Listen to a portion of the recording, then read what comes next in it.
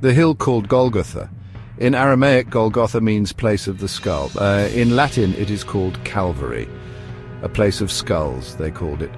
A lonely place this day. The sky had grown dark. The air was heavy, like before a storm.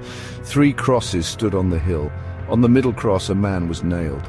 This was Jesus. His head hung low, heavy with pain. He had been beaten. He had been whipped. A crown of thorns cut into his head. His blood flowed, staining the wood of the cross. The crown of thorns was a cruel joke, a mockery of his kingship. The Roman soldiers laughed as they pressed it onto his head, their jeers echoing in the air. Each thorn brought a fresh wave of pain, but Jesus said nothing. He looked at the soldiers with pity in his eyes. "Father," he whispered, his voice raspy, "forgive them, they don't know what they are doing." As his words echoed in the sudden silence, the soldiers froze. Their laughter faded, replaced by a heavy, unexplainable presence that seemed to press upon their hearts. Though they could not understand his words, they felt a force that unsettled them deeply. Some looked away. Others exchanged uneasy glances. Each one moved, shaken, and left searching for meaning in the power of his forgiveness.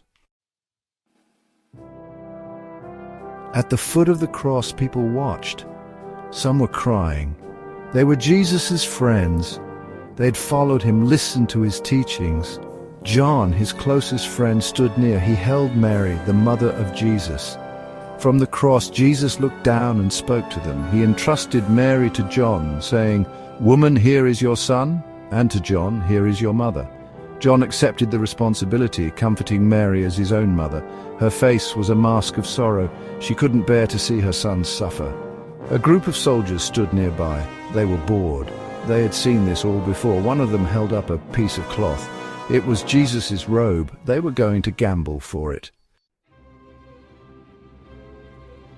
The earth trembled. A darkness deeper than the storm clouds fell over the land. The people at the foot of the cross looked up in fear. Jesus cried out again. His voice was filled with pain, but also with power. "It is finished." Then his head fell forward. He was gone. Silence fell over the hill. The soldiers were afraid. The friends of Jesus wept. They had lost their teacher, their friend, their savior, but his words echoed in their hearts. "Father, forgive them." And they knew that even in death he had loved them.